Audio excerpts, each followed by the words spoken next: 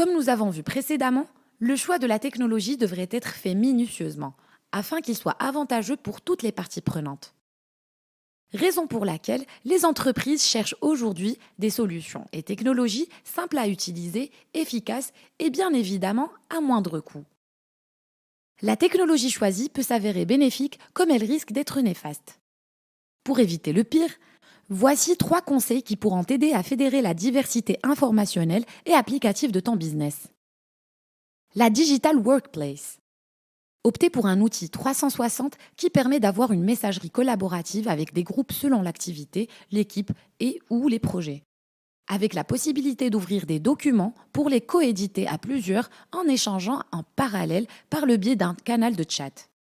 Et enfin, un outil de visioconférence pour garder la cohésion d'équipe malgré la distance. Teams et Gmail peuvent être considérés comme des digital workplaces s'ils sont utilisés correctement.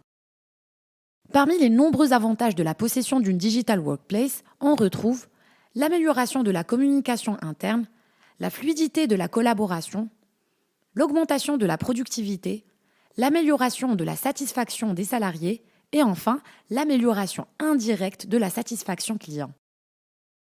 Le deuxième point à prendre en compte, c'est l'acquisition d'un outil de pilotage et de gestion de projet.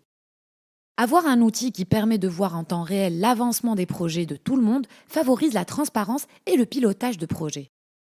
Jira de Atlassian est l'une des solutions les plus connues pour répondre à cette problématique. Comme ses confrères, il propose des tableaux et des rapports personnalisés et personnalisables avec des rôles bien définis. Enfin, notre troisième conseil, c'est la formation et l'accompagnement. Nous ne le dirons jamais assez. La formation et l'accompagnement des équipes est très important pour avoir leur adhésion et éviter les réticences et surtout le mauvais usage de l'outil. En conclusion, il n'y a pas une seule bonne façon d'aborder la transformation digitale. Mais si les experts sont d'accord sur un point, c'est que la culture d'entreprise est absolument vitale dans tout type de changement digital. En effet, les entreprises qui se concentrent sur leur culture ont plus de succès que celles qui donnent la priorité à l'investissement dans les initiatives digitales.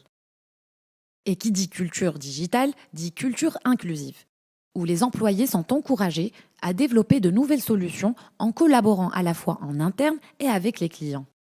Ils devraient également se sentir autonomes pour prendre des décisions et agir sans avoir peur d'être freinés par la gouvernance.